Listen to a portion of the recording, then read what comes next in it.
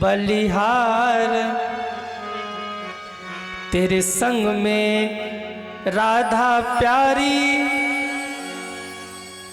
लगती है प्यारी प्यारी तेरे संग में लगती है। सब गाओ। तेरे संग में राधा प्यारी लगती है प्यारी प्यारी तेरे संग में। वाह। इस युगल छवि पर जाऊं मैं, इस युगल बलिहार प्यारे जो बलिहार। ध्रुव जी भगवान को देखते ही रह गए, कुछ बोल नहीं पाए। तब भगवान ने अपने संग से उनके कर कपोलों पर स्पर्श कराया। ध्रुव जी को वेद वेदांत सब कंठस्थ हो गए। ध्रुव जी ने हाथ जोड़कर भगवान की स्तुति करी। यो अंतः प्रविश्व मम वाचमिमां प्रसुप्तां संजीवयत्यखिल शक्ति धरः स्वधाम्नः। अन्यास्तहस्तचरण श्रवणात्मगादिन प्राणान्नमो भगवते पुरुषाय तुभ्यं। बोलिए नारायण भगवान की जय हो। भगवान ने कहा प्यारे क्यों बुलाया? ध्रुव जी ने कहा प्रभु जब से आपको नहीं देखा था ना, मांगने की बड़ी इच्छा थी, लेकिन जब आप आ गए, आपको निहार लिया तो मांगने की सारी इच्छा ही समाप्त हो गई है। अब कुछ नहीं चाहिए, अब कछुनाथ न चाहिए मोरे। भगवान ने कहा ध्रुव मैं तुम्हारे मन की जानता हूं, तुमने क्यों तप किया, इसलिए जाओ जाकर तुम राज्य करो। जब तक तुम्हारी इच्छा करेगी तुम राज्य करते रहना, और जब तुम्हारा मन राज्य करते करते भर जाए तो आ जाना। मैंने तुम्हारे लिए ध्रुव लोक बनवाया है। जब तक सूरज चांद रहेगा तब तक ध्रुव लोक विराजमान रहेगा, आप वहीं रहेंगे, ये मेरा आशीर्वाद है। ध्रुव जी महाराज आज लौट करके घर आए हैं भगवान का दर्शन करके। जिस माँ ने डांट करके पिता की गोद से उतारा था ना, आज वही माँ सबसे आगे आरती की थाल लेकर खड़ी है ध्रुव जी के स्वागत के लिए। ये दुनिया आपको तभी तक अपशब्द कह रही है जब तक आप काबिल नहीं है।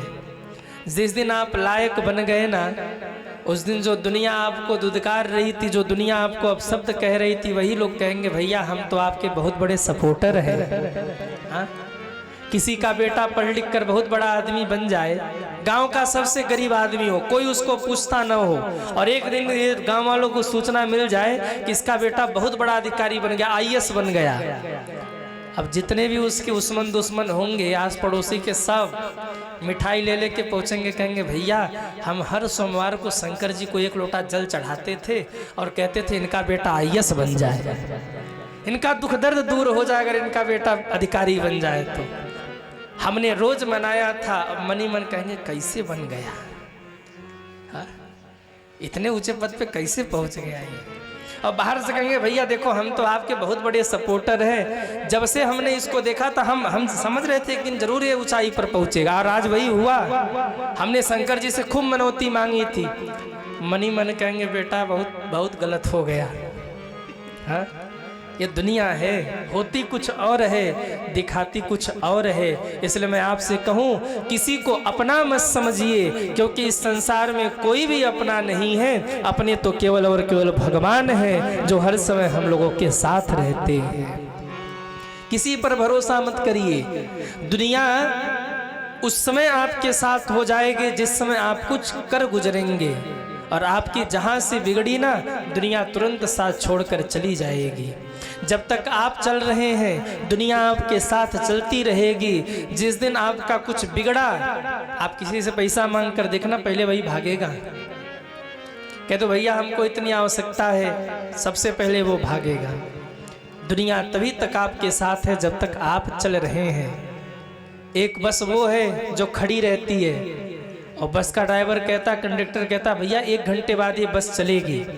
और एक बस वो है जो तुरंत चलने को है। तो सच बताना आप कौन सी बस में बैठेंगे, जो 1 घंटे बाद चलने वाली है, जो तुरंत चलेगी? सच बताइए, झूठ मत बोलिएगा।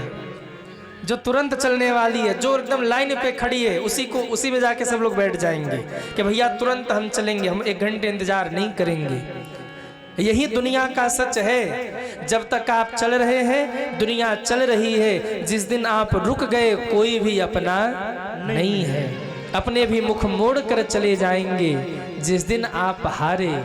और अगर आप जीत गए तो दुनिया वाले यही कहेंगे, भैया हम तो पहले से ही आपके सपोर्ट में थे, हम तो पहले ही आपके साथ में थे। जिस माँ ने ताना देकर पिता की गोद से उतारा था, आज वही माँ आरती का थाल लेकर खड़ी है।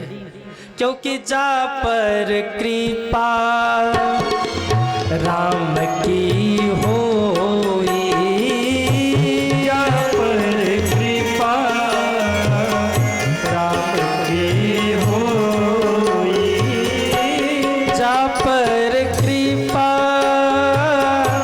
राम के होई, जा पर कृपा। ये चौपाई सब गाइए।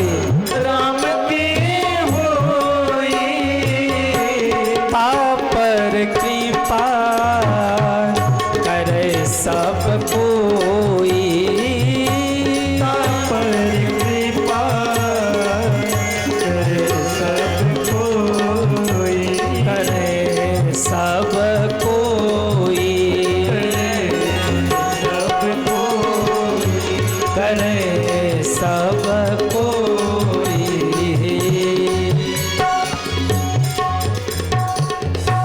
जा पर कृपा राम के होई, ता पर कृपा करे सब कोई। जिसके ऊपर राम की कृपा हो जाए दुनिया तो उसके ऊपर वैसे ही मेहरबान हो जाती है।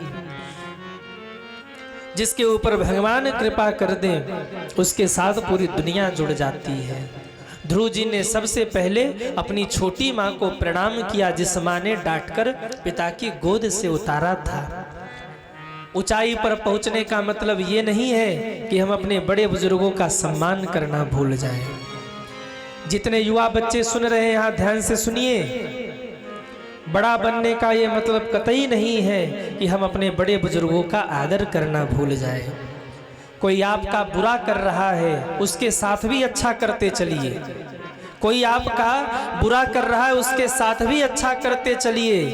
निर्णय उनके हाथ में छोड़ करके रखिए, क्योंकि फाइनल डिसीजन उनका होगा। हमारे आपके करने से कुछ नहीं होगा। लोग कहते हैं महाराज जी हमारे साथ ये बार बार बुरा करते हैं, गलत करते हैं, हम क्या करें। आप अपनी ओर से अच्छा करते चलिए। अगर त्याग कर सकते हैं तो कर दीजिए त्याग, और नहीं कर सकते ऐसा व्यक्ति है कि आप अच्छा लाख कर रहे फिर भी वो आपके साथ बुरा कर रहा है, तो फिर भगवान के ऊपर छोड़िए, हिसाब किताब भगवान करेंगे। यदि आप त्याग नहीं कर सकते, परिवार का कोई ऐसा व्यक्ति जिसके साथ आप अच्छा ही अच्छा किए जा रहे हैं और वो आपके साथ बुरा ही कर रहा हो, तो निर्णय भगवान के ऊपर छोड़िए, हिसाब किताब वो करेंगे। आप केवल अपनी ओर से अच्छा करते चलिए, सत्कर्म करते चलिए, अपनी ओर से आपसे कोई अपराध न बने। ध्रुव जी ने प्रणाम किया है अपनी माँ को, उस माँ को जिस माँ ने डांट कर पिता की गोद से उतारा था। माँ ने हृदय से लगा लिया, पुत्र ध्रुव क्या तुम्हारा मेरे ऊपर रोष नहीं है? मैंने तुम्हें पिता की गोद से उतारा था। ध्रुव जी कहते हैं माँ क्यों रोष करना, अरे आप न होती तो मुझे भगवान न मिले होते, आप ही के कारण तो मुझे भगवान मिले हैं, फिर आप पर कैसा रोष। पहले छोटी माँ को प्रणाम किया, फिर अपनी माँ को जाकर प्रणाम किया। सुनीति माँ ध्रुव जी को हृदय से लगाकर रो पड़ी, पुत्र आज तुमने हमारा कुल तार दिया। इस संसार में पुत्रवती माँ कौन है? जिसका बेटा डॉक्टर बन जाए, जिसका बेटा इंजीनियर बन जाए, जिसका बेटा पैसे वाला बन जाए, नहीं। शास्त्र कहता है पुत्रवती माँ कौन है?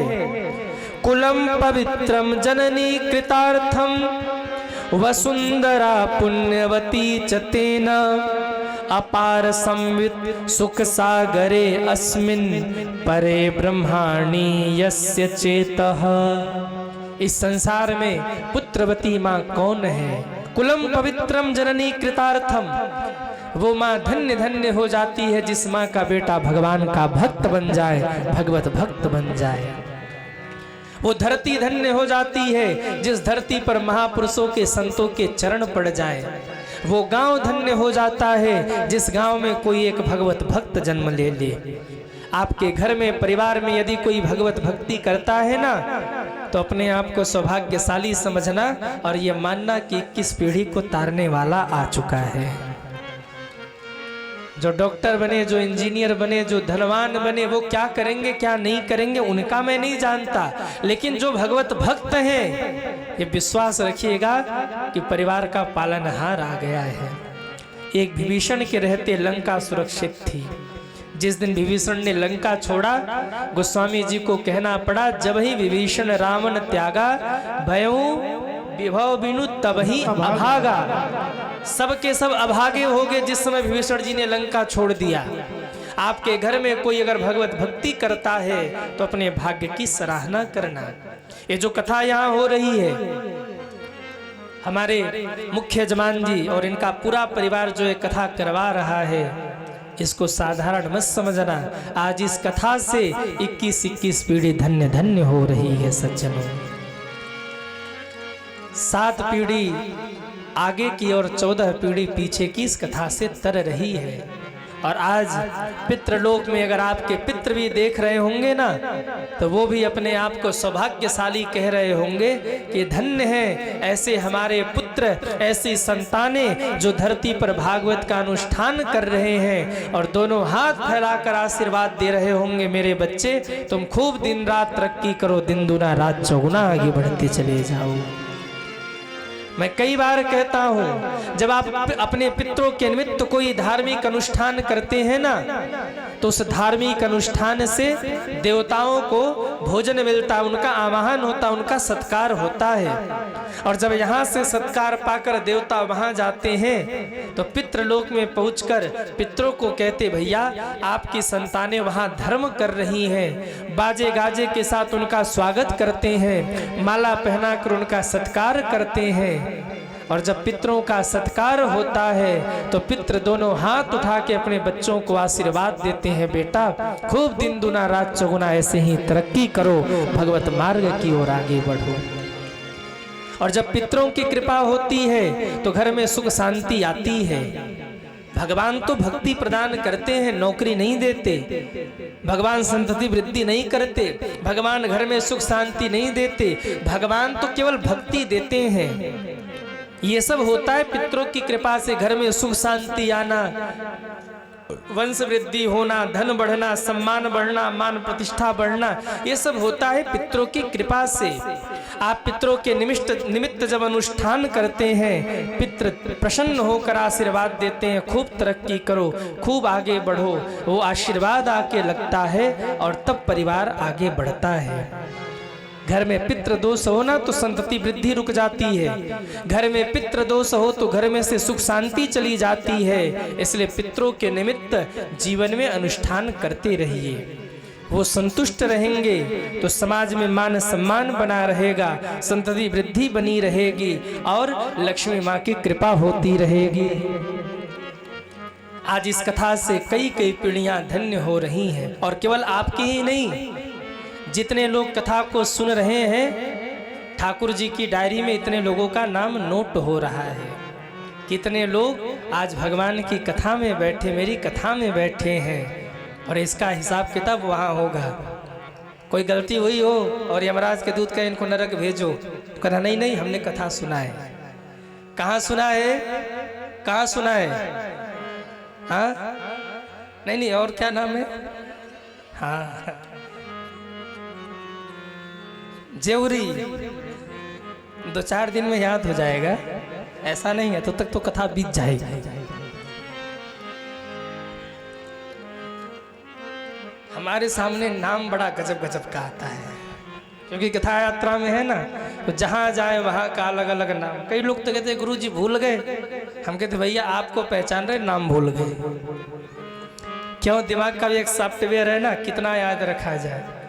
हर रोज 2-4-10 नाम नए आते हैं। अब किसी का नाम भूल जाओ तो लोग कहते गुरु जी भूल गए, पर नहीं भूलेंगे। 12 बांकी वाले तो नहीं भूलेंगे। आप लोग अच्छे एक बार अपने लिए जोरदार ताली बजाइए। हाँ, सुबह से शाम तक सेवा में लगे हैं। महाराज जी कोई कमी हो तो बताना, कोई दिक्कत तो नहीं है। और सबके बाद ये महादेवा वाले भक्त हमारे यहाँ भैया है, बाबूजी हैं, अरविंद भैया हैं, सब पूरा परिवार। महाराज जी को कोई दिक्कत, हमारे महाराज जी हैं। और जहाँ हमारे की भावना आ जाए ना तो वहाँ फिर थोड़ा सा प्रेम और बढ़ जाता है। और ये ऐसे भक्त नहीं है, बनारस तक भी गए, भैया बैठी हुई है, लखनऊ में कथा हुई, 2-2 दिन वहाँ भी गए। और उसी भक्ति का परिणाम, उसी प्रेम का परिणाम कि एक ही बार में कथा फाइनल हो गई और यहाँ कथा हो रही है। ये प्रेम है। प्रेम के आगे तो भगवान को भी बंधना पड़ता है, झुकना पड़ता है। ये प्रेम का बंधन है। ध्रुव जी का स्वागत हुआ और ध्रुव जी ने अपनी माताओं को प्रणाम किया है। वो कुल धन्य है जिस कुल में भगवत भक्त जन्म ले ले। वो माँ पुत्रवती है, पुत्रवती जुवती जग सोई, रघुपति भगत जासु सुत होई। जिस माँ का बेटा भगवत भक्त बन जाए, आहा, वो माँ धन्य धन्य होती है। मैं ये नहीं कहता कि अपने बच्चों को बाबा जी बना दो। बाबा जी बनने का मतलब भगत से नहीं होता। आप शर्ट पैंट पहन के भी भक्त हो सकते हैं यदि आपके नजरों में माता पिता का सम्मान है, बड़े बुजुर्गों का आदर है, यदि आप भगवत नाम का जप करते हैं, यदि आपके हृदय में परमात्मा के प्रति, प्रभु के प्रति प्रेम है, तो आप शर्ट और पैंट पहन के भी भक्त हो सकते हैं यदि आपके हृदय में प्रभु के प्रति सच्ची भक्ति है। तो कोई ऐसा नहीं कि धोती कुर्ता पहनने वाले भक्त हो जाए। कई ऐसे पापी हैं जो धोती कुर्ता ही पहन के घूमते रहते हैं। और पाप कर्म देखो तो अरे राम राम, हमसे तो मिलते रहते हैं। एक ऐसे भगत जी मिले जो मंच पे बड़ा लंबा चौड़ा भाषण करते थे बिहार में, गोपालगंज में, और बेचारे हमारे साथी लोगों को बासी रोटी खिलाते थे।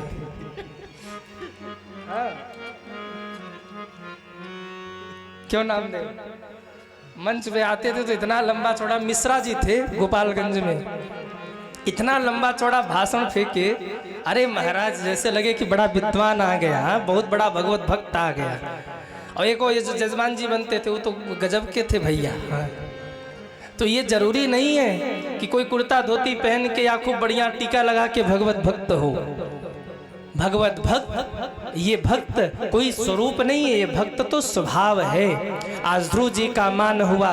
ध्रुव जी महाराज ने दिव्य 36,000 वर्ष तक राज्य किया है। बोलिए ध्रुव जी महाराज की जय हो। एक दिन जब ध्रुव जी की इच्छा हुई कि अब मैं चलूं, बहुत दिनों तक मैंने राज्य कर लिया, तो एक देवी जी आकर खड़ी हो गई। ध्रुव जी ने पूछा, देवी आप कौन हैं? कहा मैं मृत्यु देवी हूँ। ये मृत्यु लोक है, बिना मेरा वर्ण किए यहाँ से कोई नहीं गया।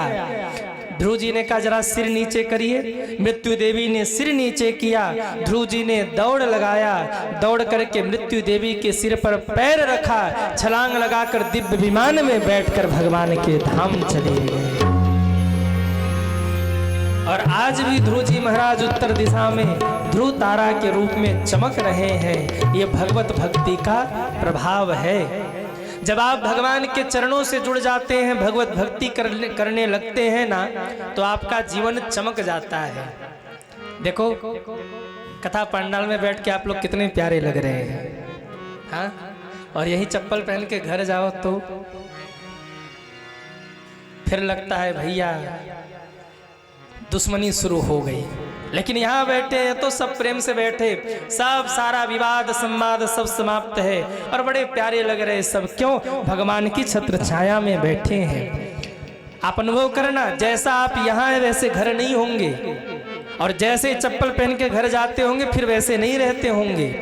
जिस दिन मंदिर जाना हो, जिस दिन कथा में जाना हो, दर्पण के सामने खड़े होकर अपने आप को देखना, वो चमक क्रीम पाउडर से नहीं आएगी, जो चमक भगवान के नाम पर चेहरे पे आ जाती है। ये भगवत भक्ति का प्रभाव है। अनुभव करके देखना, ऐसे ही नहीं कह रहे हैं। आप जैसे घर में थे वैसे यहाँ नहीं है, और जैसे यहाँ है वैसे फिर घर में नहीं रहेंगे।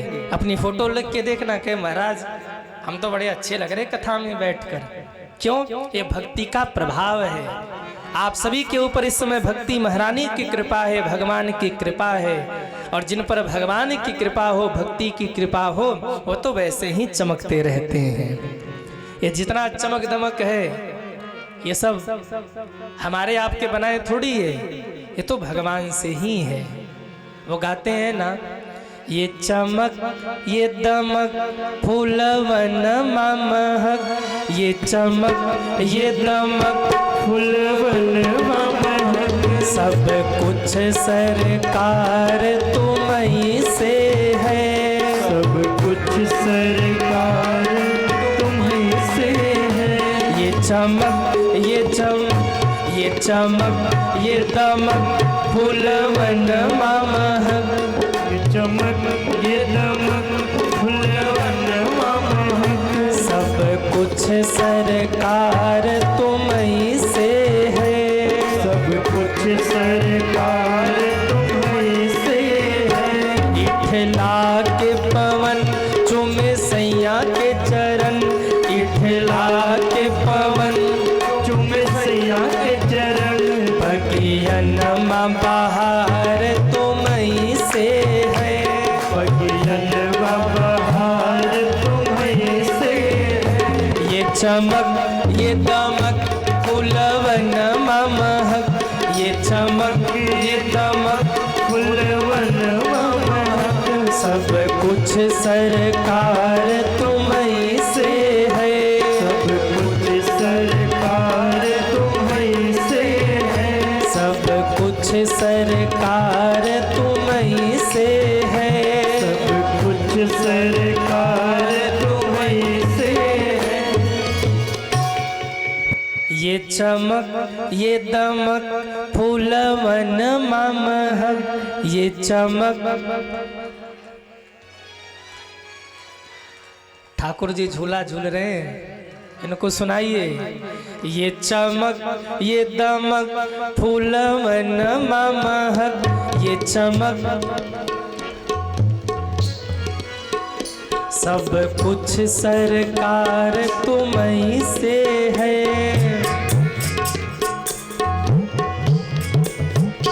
इठला के पवन चूमे सैया के चरण, इठला के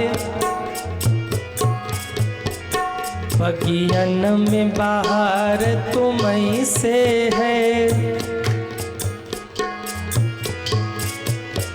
सब कुछ सरकार तुम्हीं से है। बोलिए भक्तवत्सल भगवान की जय हो। ध्रुव जी के वंश में आगे चलकर वेन नाम के राजा हुए जो बड़े पापी हुए। इनके यहाँ आगे चल के पृथु महाराज का प्रागट्य हुआ। पुरंजनोपाख्यान की कथा है। प्रियव्रत के वंश के वर्णन में अग्निग्र महाराज, नाभि महाराज, ऋषभ भगवान और जड़ भरत जी की कथा आई है। एक बार सभी जय जयकार करे, बोलिए जड़ भरत जी महाराज की जय हो। 28 प्रकार के नरकों का वर्णन आया है। कितने प्रकार के नरक हैं? जैसे होटल होते ना 7 स्टार 5 स्टार, ऐसे नरक भी होते हैं 7 स्टार 5 स्टार। जिनके जितने बड़े पाप उतना ही बड़ा नरक। 28 प्रकार के नरकों का वर्णन किया। सुखदेव जी कथा सुना रहे थे, राजा परीक्षित चौंक गए, गुरुदेव इतने नरक हैं, नरक में जाता कौन है? कहा जो पाप करता है वो नरक में जाता है। राजा परीक्षित कहने लगे, गुरुदेव पाप तो लगभग हर कोई करता है। माताओं आप लोग घर में झाड़ू लगा रही हैं, कीट पतंगे दब के मर गए झाड़ू के नीचे, पाप हुआ कि नहीं? भाई लोग आप मोटरसाइकिल से जा रहे हैं, मोटरसाइकिल के पहिए के नीचे आके कीट पतंगे दब के मर गए, पाप हुआ कि नहीं हुआ? जाने अनजाने में सुबह से एक मच्छर भी मारते हैं ना तो पाप होता है। हाँ, मच्छर भी मारते हैं तो पाप होता है। तो जाने अनजाने में हर कोई पाप कर रहा है, तो पाप से मुक्ति कैसे हो? सुखदेव जी कहते हैं, नाम संकीर्तनम यस्य सर्व पाप प्रणाशनम प्रणामो दुख समनः त्वं नमामि हरि परम। भगवान का नाम लेते रहिए, सोते जागते उठते बैठते किसी भी अवस्था में रहिए, भगवान का नाम गुनगुनाते रहिए। हाथ काम मुख राम है। जो लोग कहते हैं महाराज हमारे पास टाइम नहीं है, कैसे भगवान का भजन करें, तो संतों ने कहा हाथ काम मुख राम है, हृदय साची प्रीत, दरिया गृहस्थ साधु की यही है उत्तम रीत। हाथ से संसार का काम करते रहिए, मुख से भगवान का नाम लेते रहिए। माताओं से निवेदन, ये जो रोटी सब्जी बनाते बनाते आप कान के पास मोबाइल लगा के हेलो कर ले बंटवारा कर ले, जो बहन से बतियाते रहते ना कर ले बंटवारा कर ले, अलग हो जा, सुखी हो जाएगी। जो बंटवारा करते रहते ना कान के पास फोन लगा के भोजन बनाते बनाते, वो भोजन विषाद बन जाएगा, जहर बन जाएगा। क्योंकि भोजन बनाने वाला किस भाव से भोजन बना रहा है, खाने वाले के ऊपर असर पड़ता है। अनुभव करके देखना, 2 दिन खूब गुस्से में भोजन बनाना और घर वालों को खिलाना, और घर में झगड़ा ना हो तो फिर बताना। और 4 दिन बोले भोजन बनाते रहिएगा और मन ही मन गाते रहिएगा, सीताराम सीताराम सीताराम सीताराम सीताराम सीताराम सीताराम सीताराम, राजा राम राजा राम राजा राम राजा राम राजा राम राजा राम राजा राम राजा राम। भोजन बनाते रहिएगा, मन ही मन गुनगुनाते रहिएगा, और फिर परिवार वालों को भोजन कराइएगा, उसका प्रभाव आपको दिख जाएगा। जब आप भगवान का नाम लेते हुए भोजन बनाते हैं तो भोजन भोजन नहीं रहता, वो भोजन भगवान का प्रसाद बन जाता है। भगवत नाम लेते हुए भोजन बनाइए। वैसे आप लोग भोजन बनाते कहाँ हैं? कहाँ बनाते हैं भोजन? किचन में? कहाँ? रसोई, किचन। बड़े चालाक हैं, मतलब इसके पहले कथा सुनते रहे हैं आप लोग। बड़े चालाक श्रोता बैठे, महाराज हम पकड़ रहे कहाँ से आप चल रहे हैं। हाँ, कोई बात नहीं। कुछ लोग किचन में भोजन बनाते हैं। आपको पता किचन किसे कहते हैं? किचन, उसका नाम है किचन। जहां दिन रात किचकिच हो वो है किचन। देवरानी उधर थाली पटके धड़ाम, जेठानी उधर चौका पटके धड़ाम, साहस के दोनों की दोनों बावरी हो गई, बिड़ रही, वो है किचन। जहां दिन रात किचकिच हो वो है किचन, और जहां राम रस की वर्षा हो वो है रसोई। इसलिए रसोई में भोजन बनाइए, किचन में नहीं। और माताओं हो सके ना तो अपने रसोई का नाम रखिए, जानकी जू की रसोई, राधा रानी की रसोई, अंजना माँ की रसोई। आपके घर में बरकत होगी, जो उस रसोई का भोजन पाएगा उसको तृप्ति मिलेगी। आज ही जाके अपने रसोई का नाम रखिए। क्या रसोई का नाम? बोले राधा रानी की रसोई, सीता जू की रसोई, अंजना माँ की रसोई। नाम बदल दीजिए, उसका नाम किचन नहीं, उसका नाम रसोई रखिए, वो भी अंजना माँ की रसोई, जानकी जी की रसोई, हाँ, श्री जू की रसोई। उसका जो भोजन बनाने का वो तरीका ही बदल जाएगा, विचार ही बदल जाएगा। इसलिए भोजन बनाते रहिए। कुछ ना हो मोबाइल ऑन करिए, शशिकांत जी महाराज राम कथा भागवत कथा डाल के वहीं लगा के सुनते रहिए, कम से कम मति तो सुधरी रहेगी। भाइयों से निवेदन, आप कार चला रहे, बाइक चला रहे, चिंता मत करिए, हाथ से कार चलाइए, बाइक चलाइए, मुख से गाइए सीताराम सीताराम सीताराम सीताराम सीताराम सीताराम सीताराम सीताराम, राजा राम राजा राम राजा राम राजा राम। भजन भी हो रहा, रास्ता भी कट रहा है। भजन भी बनेगा, रास्ता कब निकल जाएगा पता नहीं लगेगा। ये लोक भी बन रहा और परलोक भी बन रहा है। नाम संकीर्तनम यस्य, नरक में जाने से बच जाएंगे अगर भगवान का नाम लेंगे तो। नाम संकीर्तनम यस्य सर्व पाप प्रणाशनम प्रणामो दुख समनः त्वं नमामि हरि परम। परीक्षित जी ने प्रश्न किया, महाराज क्या भगवान का नाम लेने से किसी का कल्याण हुआ है? सुखदेव जी कहते हैं, राजन एक अजामिल नाम का डाकू था। एक बार उसके दरवाजे पर कुछ संत लोग आए। अजामिल की पत्नी ने, वैसे थी तो वो पापी की पत्नी, लेकिन थोड़ा बहुत उसके मन में थोड़ी बहुत सद्भावना थी। उसने निवेदन किया, महात्मन हमारे घर का भोजन तो नहीं कर सकते, लेकिन हाँ हम थोड़े से आटा दाल चावल की व्यवस्था कर देते हैं, आप टिक्कर लगा के पा लेना। महात्माओं ने वो टिक्कर पाया, बना करके अपने हाथ से रात भर उसी के दरवाजे पर बैठकर कीर्तन गाया और सुबह जाने लगे तो महात्माओं के आंख में आंसू आ गए। इसने हमें भोजन पवाया है, इसका कल्याण कैसे होगा? अजामिल को बुलाया, कहा अजामिल यद्यपि तू है तो डाकू पापी है, लेकिन फिर भी मेरे कहने से अपने बेटे का नाम नारायण रख लेना। उसने नंगी तलवार निकाली, कहा मुझे क्या साधारण समझ रहे हो? बहलाने आ गए, चले जाओ यहाँ से, मैं अधर्मी हूँ, मैं पापी हूँ, मेरे सामने किसी की हिम्मत नहीं होती बोलने की। उसकी पत्नी ने डांटा, महाराज क्यों बोल रहे? महात्मा बेचारे आ जाए चले जाएंगे, कह रहे कि अपने बेटे का नारायण रख लेना, तो रख लेंगे नारायण, इसमें कौन सी बड़ी बात है। घर में बेटा हुआ, गुरु जी के कहे से बेटे का नाम रख लिया नारायण।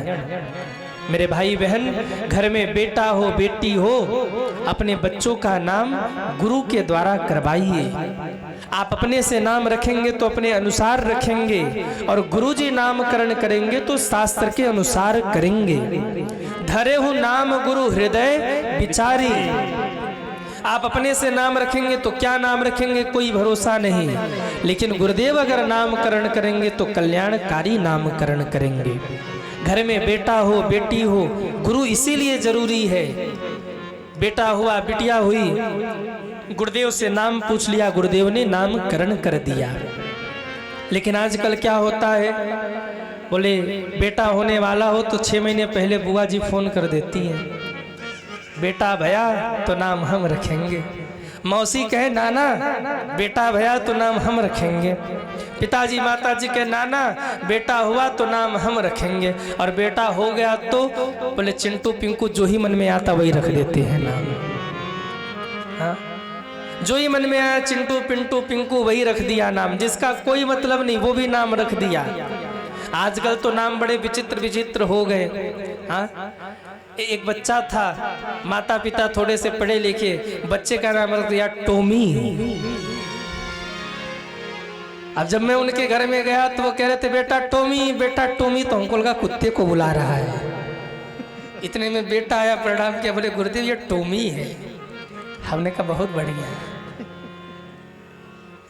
नाम का जीवन में प्रभाव होता है। नाम वो रखिए जो कल्याणकारी हो। नाम गुरु के मुख से होना चाहिए। जो गुरुदेव नाम रख दे वही नाम रख लीजिए। अपने मन की मत चलाइए, नहीं गुरु जी ये नहीं ये। धरे हो नाम गुरु हृदय विचारिए, गुरु का अधिकार है। आपके जीवन में गुरु रहेगा तो नामकरण गुरु करेगा, इसलिए गुरु धारण करिए और जो भी गुरु नाम रख दे उसे ही स्वीकार कर लीजिए। एक मैया को बेटा हुआ, वो गुरु जी के पास पहुंची, गुरुदेव ये बेटा हुआ, बच्चे का नामकरण करिए। गुरुदेव ने बहुत से नाम बताए, ये रख लो ये रख लो। मैया ने कहा महाराज ये सब नहीं चलेगा, हमारे यहाँ 2 बेटे पहले से थे, तीसरा ये हुआ। बड़े बेटे का नाम नवीन, बीच वाले का नाम प्रवीण, तो कुछ ऐसा रखो कि इसके भी नाम के अंत में वीन आए। अब गुरुजी वीन ढूंढ रहे, वीन मिला नहीं। अब खूब नाम ढूंढा पर वीन वाला नाम मिला ही नहीं। गुरुजी ने कहा और नाम रख लो, रामदास श्यामदास जो भी रखो, बहुत सारा नाम बताया। मैया ने कहा ना ना महाराज हमको तो लास्ट में वीन चाहिए।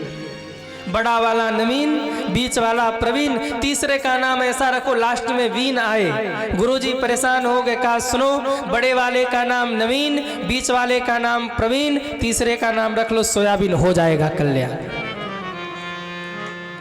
जब नहीं समझ में आती तो रखो सोयाबीन। क्या नाम रखा? हाँ धरे हो नाम गुरु हृदय विचारी, गुरु के द्वारा जो गुरु नामकरण कर दे वही रख लीजिए। बच्चे का नाम रख लिया नारायण, सुबह से शाम तक बेटा नारायण ये काम कर दो, बेटा नारायण ये काम कर दो। कहते हैं बड़ा बेटा पिता को प्रिय होता है। जो घर का बड़ा बेटा होता है ना, तो पिताजी धीरे धीरे सारी जिम्मेदारी बड़े बेटे के कंधे पर देते हैं। बड़ा बेटा पिता को प्रिय होता है, और घर का जो सबसे छोटा बेटा हो वो माता पिता दोनों को प्रिय होता है। आप कहेंगे महाराज जी बीच वाले कहाँ जाते हैं? बड़ा वाला बेटा पिता को प्रिय, छोटा वाला बेटा माँ को प्रिय, बीच वाले बाबा जी बन जाते हैं। जितने बाबा जी बने घूम रहे हैं ना, पूछो महाराज चौथे नंबर के हो, कहेंगे बीच वाले हैं। हाँ अच्छा, सबकी छोड़ो, हमको देखो, हम हो बीच वाले,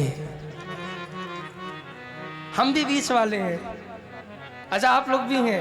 हाँ तो माला उठा लीजिए। हाँ अब देरी नहीं करना, माला उठा लीजिए। जो जो बीच वाले सब माला उठाओ। हाँ जय हो। तो अब सुबह से शाम तक बेटा नारायण, बेटा नारायण।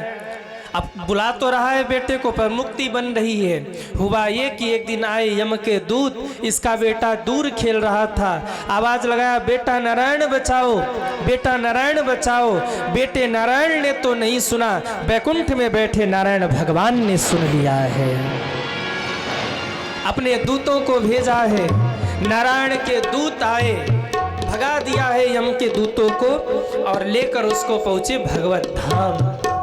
आज अजामिल रो रहा था, और रोते यही सोच रहा था, मैंने अनजाने में भगवान का नाम लिया तो भगवान के दूत आ गए। हमने अनजाने में भगवान का नाम लिया तो भगवान के दूत आ गए। अगर सच में हृदय से भगवान को पुकारा होता तो स्वयं भगवान आ गए होते। आज इस अजामिल का कल्याण हो गया। सुखदेव जी कहते हैं राजन, हम भगवान का नाम कैसे भी लें, साकेत्यम परिहासम वा अस्तोभम हेलम में बबा बैकुंठ नाम ग्रहणम शेषाघरम विदुहु। कैसे भी भगवान का नाम लीजिए। साकेत्यम संकेत करते समय के राम राम, ये काम हो जाना चाहिए, मुक्ति हो गई। साकेत्यम परिहास्यम, हंसी आ रही आपको और आपने कहा अरे राम राम, ये तो बात हमको पता ही नहीं था, हो गई मुक्ति। 2 नाम नोट हो गया, किसने 2 बार राम राम कहा है। साकेत्यम परिहासम च, आपने अपने बेटे का नाम रखा और कहा बेटा राम। भगवान ने कहा अच्छा हमको बुला रहा है, नोट करो जल्दी। 1 नाम नोट हो गया। किसी का नाम पुकार कर हास परिहास में आप भजन गा रहे हो, उसमें भी राम आ गया, वो भी नोट हो जाएगा। भगवान ने कहा एक बार मेरा नाम लिया, नोट करो। और तो निंदा करने में, कई लोगों को निंदा बड़ी प्रिय होती है। कितने लोग निंदा चुगली करते हैं? वो हाथ उठाओ, उठाओ हाथ भाई। कोई नहीं, सब झूठ बोल रहे हैं। कितने लोग निंदा चुगली करते हैं? वो हाथ उठाओ। महाराज रहन दो, कोई नहीं बचा, हम सब के सब वहीं बैठे हैं भाई, उसी कैटेगरी में सब है। हाँ? निंदा करो, हम रोक नहीं रहे, लेकिन निंदा करते करते बीच में कह दिया करो राम राम, वो तो ऐसा है। भगवान कहेंगे 2 बार नाम नोट करो, 2 बार लिया है। हास परिहास में, निंदा करने में, क्रोध में, भगवान कहते क्रोध में, अगर क्रोध आने पर भी अगर कोई मेरा नाम ले रहा है मैं वो भी नोट करता हूँ। रावण ने कहा था बनवासी बनवासी बनवासी, भगवान ने कहा बुला तो हमें ही रहा है, बनवासी राम बनवासी, नोट करो, इसका उद्धार करेंगे।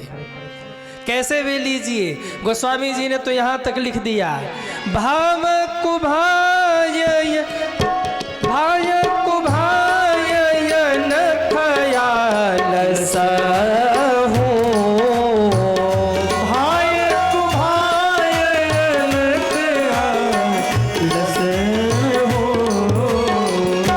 नाम जपत मंगल दिसि दसहु, नाम जपत मंगल दिसि दसहु, नाम जपत मंगल दिसि दस हो। नाम जपत मंगल दिसि दस हो।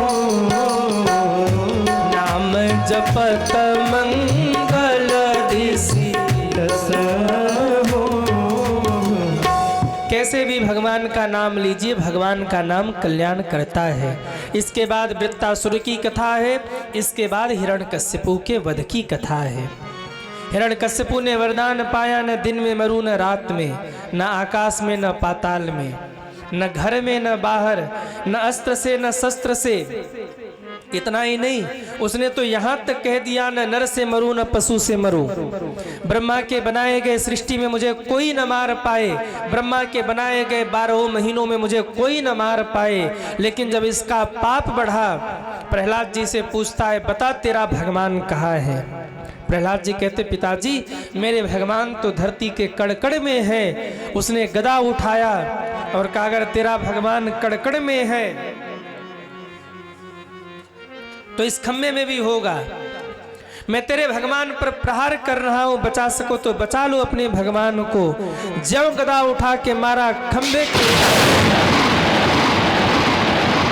खंभा फाड़ते हुए नरसिंह भगवान प्रकट हो। बोलिए नरसिंह भगवान की जय। नरसिंह भगवान की जय हो। नरसिंह भगवान की जय हो। भगवान ने दहाड़ लगाई, एक मुक्का मारा है, हिरण्यकश्यपु धड़ाम से धरती पर गिरा। उसको लेकर उसकी देहली पर बैठे हंसने लगा, नहीं मार पाओगे मुझे वरदान मिला है, न आकाश में मरूंगा न पाताल में। भगवान ने कहा, प्यारे तुझे लेकर मैं धरती पे बैठा हूँ। कहा, फिर भी नहीं मार पाओगे, न घर में मरूंगा न बाहर।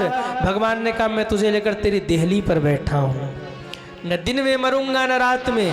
भगवान ने कहा, ध्यान से देखो संध्या का समय है, नहीं मार पाओगे, न अस्त्र से मरूंगा न शस्त्र से। भगवान ने कहा, मैं तुझे अपने नाखूनों से मारूंगा, फिर भी नहीं मार पाओगे, न नर से मरूंगा न पशु से।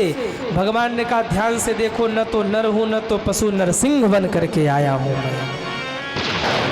उसने कहा, फिर नहीं मार पाओगे, मुझे वरदान है, ब्रह्मा की बनाई गई सृष्टि में मुझे कोई नहीं मार सकता। भगवान ने कहा, प्यारे ब्रह्मा ने मुझे नहीं बनाया, बल्कि मैंने ब्रह्मा को बनाया है। उसने कहा, फिर भी नहीं मार पाओगे, ब्रह्मा के बनाए गए 12 महीनों में मेरा वध नहीं होगा। भगवान ने कहा, इसीलिए मैंने तेरे लिए 13वां महीना बनाया है, जिसको अधिक मास कहते हैं। इतना कहते ही भगवान ने पेट फाड़ दिया, उसकी हथेलियों को निकाल कर गले में लपेट लिया। और जब प्रहलाद जी सामने गए तो भगवान का क्रोध प्रहलाद जी को देख करके शांत हो गया। बोलिए प्रहलाद जी महाराज की जय हो। इसके बाद गज और ग्राह की कथा आई है। एक गज था, वो गया एक नदी में, सरोवर में स्नान करने परिवार के साथ में।